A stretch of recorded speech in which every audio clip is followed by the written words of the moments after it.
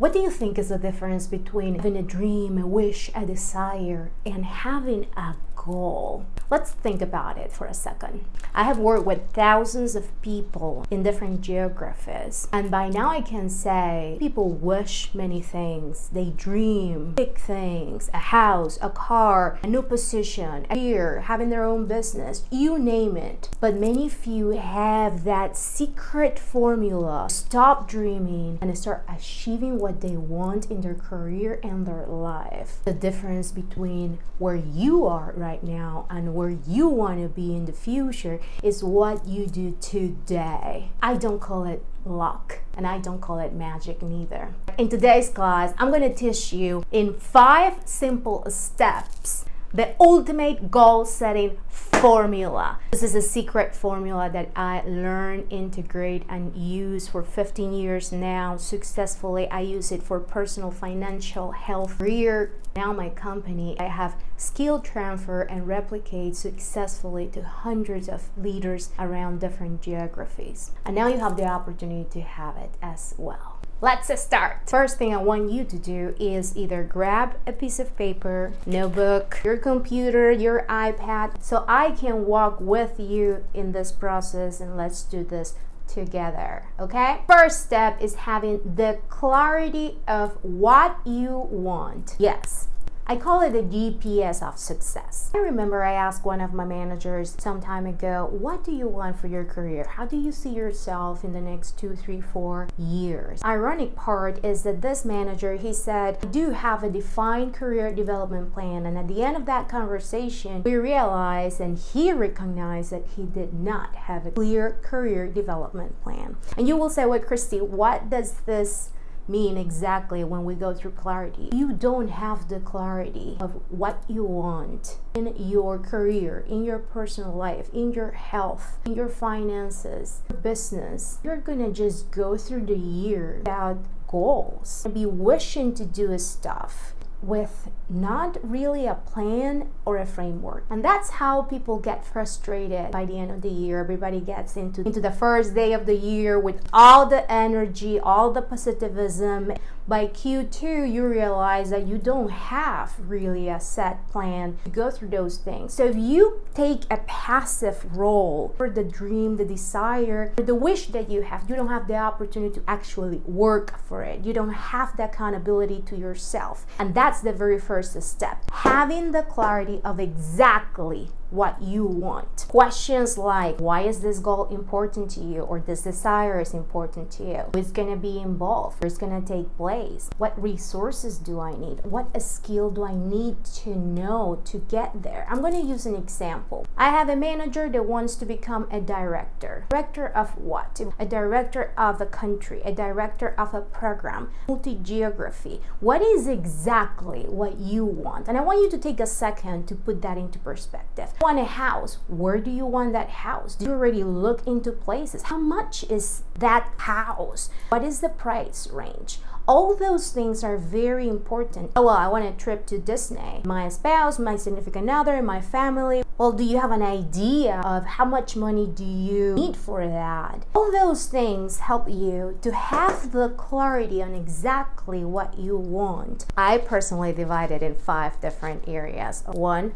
personal. 2, health. 3, work, career, business, financials. And I added relationship with my husband. That's the way I do it. I put together all the things in a list, all the things that I want to achieve, all the desires, putting time off, promotion, finding a new client, whatever is that you want. I want you to take a time to do this somewhere that you don't have any distractions. A place that is quiet, can be in your house but without kids, so you have full attention on what is exactly that you want. You cannot skip this process to getting to your goals. I personally started using this methodology and technique for work specifically, and it was a complete success. I used to align all my goals with my boss's goals, clients, my people, and I'm gonna teach you how to do that in the next videos, so do not miss it. Our number 2 step Write your goals. I want you to take 5 minutes right now and write all the goals that you want. You can pause this video, go back later. If you are on the road right now, you can brainstorm what is the things that you want to accomplish this next year. Do you want a house? Do you want a car? A trip to Thailand? What is exactly what you want? If right now you don't have the opportunity to take a note on that, I strongly recommend you that you set a time in the calendar, 15 to 20 minutes, so you can have that clarity and write down a list of everything that you want to accomplish for this coming year. Why am I saying this coming year? Most of the people, unfortunately, wait until the year starts to start creating the plans or the actions that might get them to the next level. And this is a huge mistake. By the time you have that clarity, you're already in Q2. By the time you implement it, you're already in Q3, meaning that half of the year has been already gone. You lose time and opportunity with it. And I don't want that for you. One pro tip that I want to give you, I personally use a planner. I gave a planner last year to a phenomenal group of leaders, directors, managers, and supervisors. Remarkable results. If this topic resonates with you and you want to step up and don't wait for the opportunity to come, but embrace and create those opportunities for next year's, and you want specific techniques, methodologies that can give you a framework to move from ordinary results in your career to extraordinary results. There's a link below this video so you can join the waiting list. My next Career Accelerator leadership event. And you can forward that link to other leaders in the industry who are determined to level up their opportunities, get that position, get that salary increase. Now you have to determine where are you going to start, and that's the step 3. Let's use the same example. You want a car, you want a house, you want a trip to Thailand, you want to get a promotion. You need money for that, and I'm using this as an example. The reality is that you're not going to be able to do all that the same year, so you need to prioritize, and this is where you need to determine how relevant is that goal. You can prioritize which one is the one that you're going to focus on, which one is more relevant. This is critical, guys. Let's say I want to move to the US with my family. We need to determine which quarter of the year we're going to do that. Why? Because there is other things happening. You need to be prepared for those things. I'm going to use another example. Let's say that you want to buy a house. You need to prepare for the down payment, different bank quotes. Which one is the one that offered the best interest rate? Are you earning enough money to do that? What is that you need to get there? Those are the questions that you need to start asking yourself today when you put those ideas and desires into goals that you can achieve. I want to be a VP of operations for LATAM Global. Are you in the company that is going to really open up those opportunities for you? Which one is the skill that you need to start developing to get there? Remember, ego is the number one enemy of career acceleration and success. So the one thing I'm going to ask you to do is to be very honest and transparent with you. By the time you go through all those goals, all those desires, really get what is what you need to do to get there. You need to determine where are you going to start. If you just try to do everything at the same time, guess what is going to happen? You're going to get stuck, frustrated. At the end of the year, you start many things and you did not finish. Maybe 1 or 2 things, but definitely not the pace and the order. You get burned out, and then at the end of the day, you're not going to have the energy to get back in track. How you're going to get your team that support if you're going to be burned out, how you're going to teach them those skills and abilities if you don't have it yourself. Food for thought, and do not lie to yourself. Number 4, deadline. You need to set up a deadline in the calendar. This is how I do it. I divide the year in 4 quarters. Quarter 1 goes from the first 3 months, January, February, March, and I go the second quarter, the third quarter, fourth quarter. Say is career related with my managers, with my directors, with my team, countrywide, geographically speaking. What are the things that we need to accomplish? We want to scale the business by X, Y, Z. Do a market research to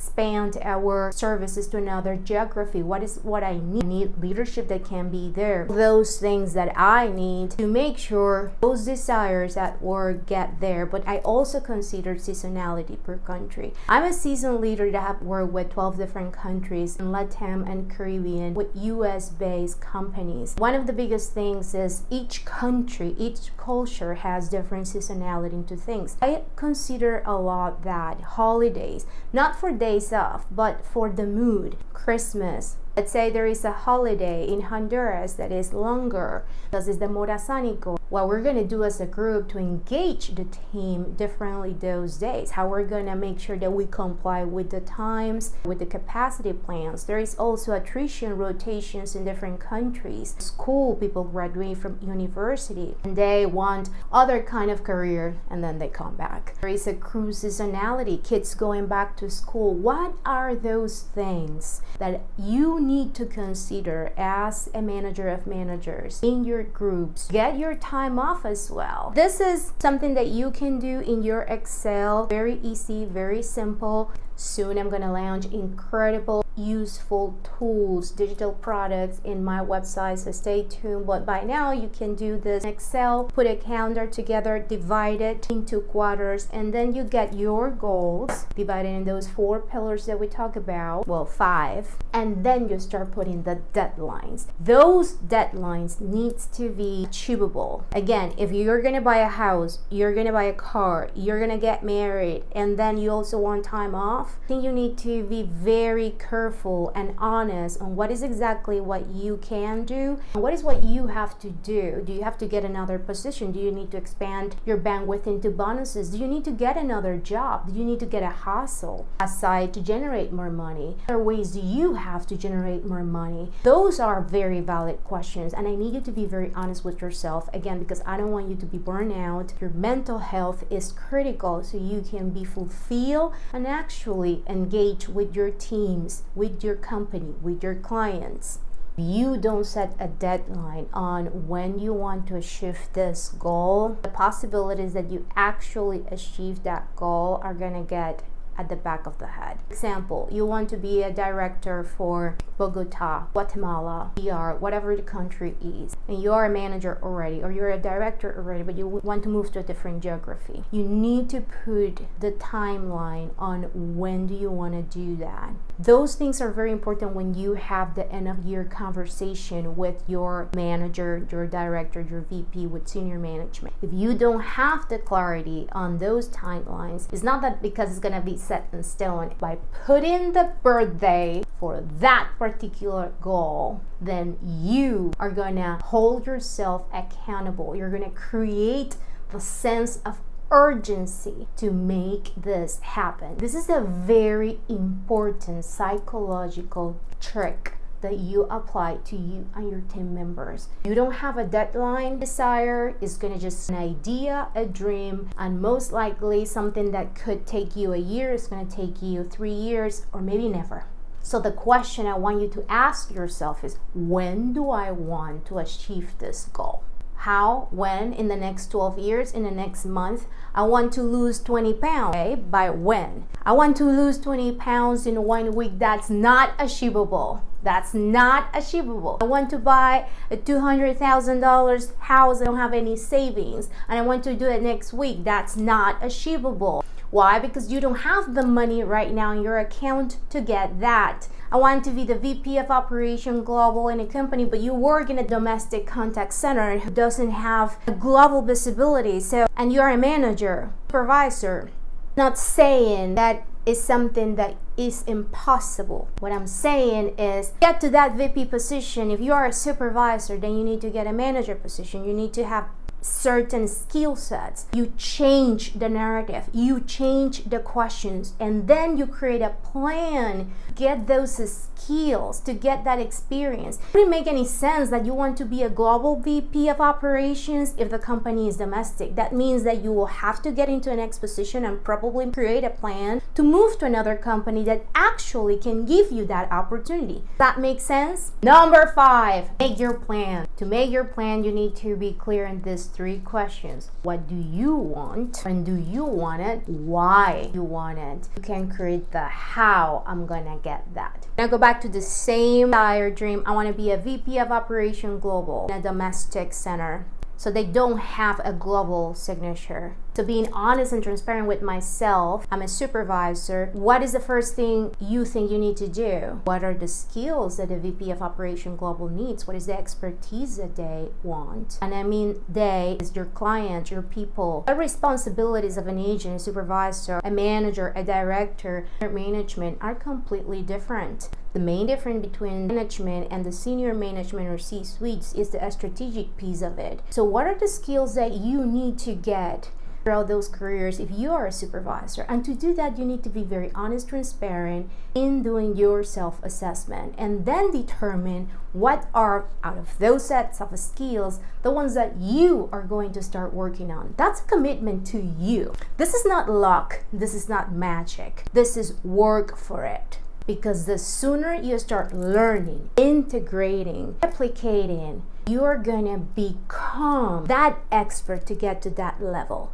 Become that person in the process. But if you don't make the necessary changes, the probability is that you are going to get to that other position could be longer. And to create a solid, legit blueprint for your career development plan. When you determine the how, you get the deadline, that's how you get your plan. Bonus tip that I have for you, you have to believe that you can do this. If you want to go to Japan, Thailand, and you don't really feel it, you don't really see yourself there, you're not gonna make it. You want to become that senior executive VP of Operation Global in whatever company, you think that you are not worthy, you don't really feel it, you don't believe in your goal, you don't believe in yourself, you're not gonna make it. You either become your best friend in this process or your worst enemy.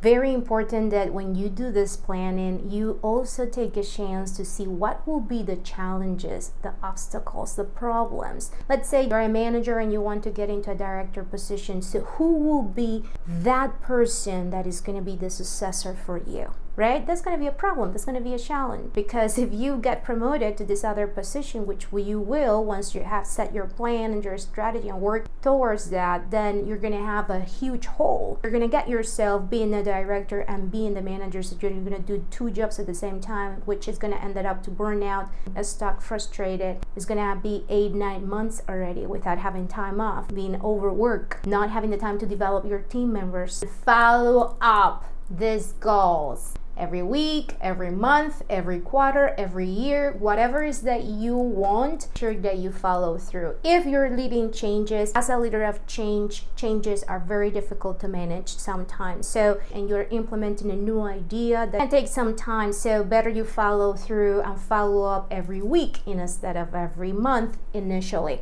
Those are things that can save you time and give you the opportunity to tune, to pivot from the original plan sooner than later. If you like this video, like it, subscribe to my channel, share to other leaders in the industry who are working in their self-development to get that next promotion, to get that new role, to get those opportunities out there. Contact centers and BPOs industry right now are on fire. If you are ready to transform those dreams, those desires into a reality, remember to join the waiting list form so you can get all the new promotions, early bird bonuses, save your spot for my next career accelerator leadership event. See you next class.